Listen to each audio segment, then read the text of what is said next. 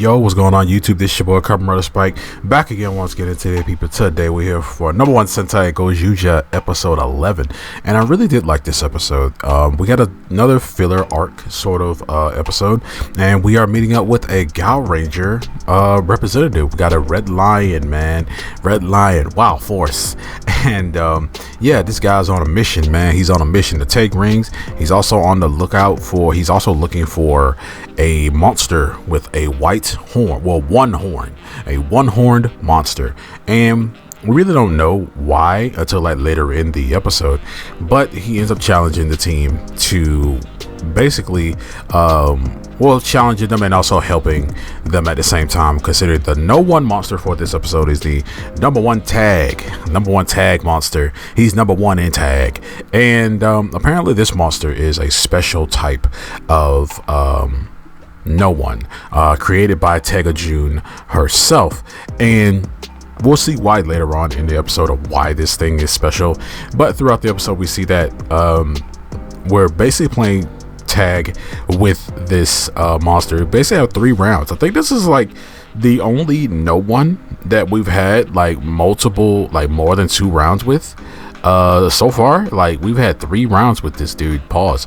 And yeah, throughout the end they're putting like different versions of tag. Like they start off with regular tag, then freeze tag, and then they did like no ground tag. Like it was weird, but at the same time we do see why he's looking for this specific No.1 monster.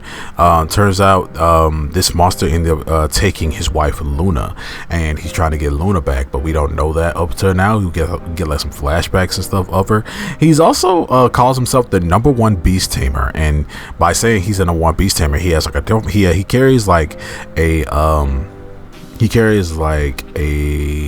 sack, like, you know, a sack race type of bag, and he uses that, and when he uses it he's able to pull out like these different instruments that's able to control and tame animals.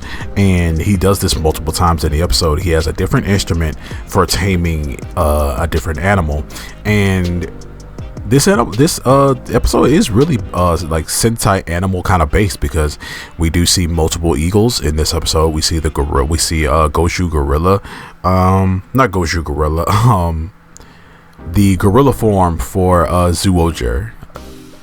Most like, yeah, the gorilla form for that. We see only person that doesn't really get controlled is Yellow, because he's a freaking T-Rex. You can't control a freaking T-Rex.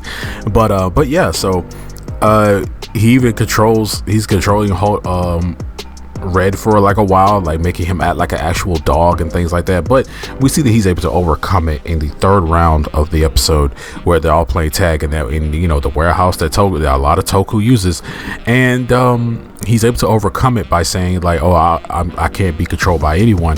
And we see that Goshu Wolf is the one to inevitably end up taking down the No.1 monster in the first place. But he ends up winning the game of tag, but he ends up transforming into the No.1 monster, ends up transforming into like another form after he thinks he destroyed it. It transforms into like a different form, and when he does, it transforms into the monster that our our Gal Ranger representative is looking for.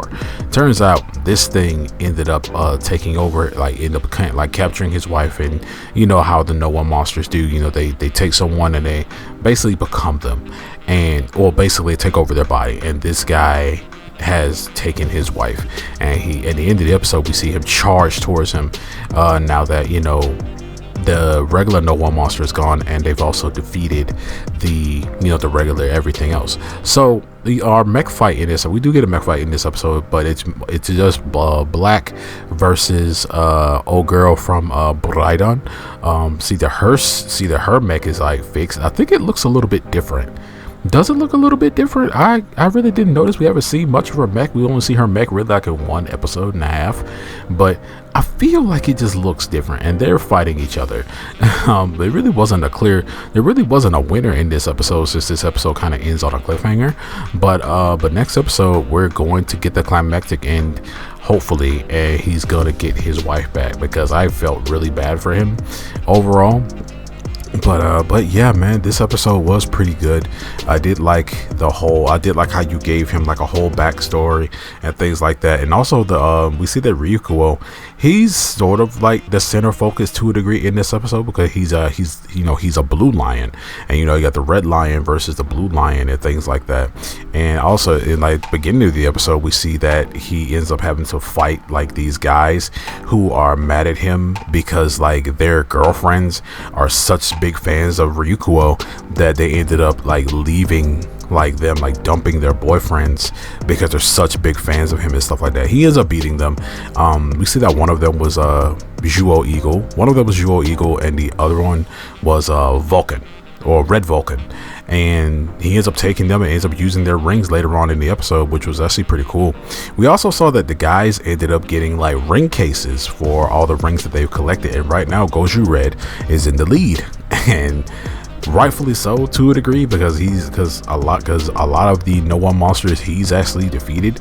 Yeah, so, and he's also defeated like one other Red Ranger representative who was Don Momotaro, which I kind of miss that guy. I don't know, kind of miss that. I hate to say that guy's your best friend, but also you haven't seen him in a while. But I feel like he's gonna be back. The guy,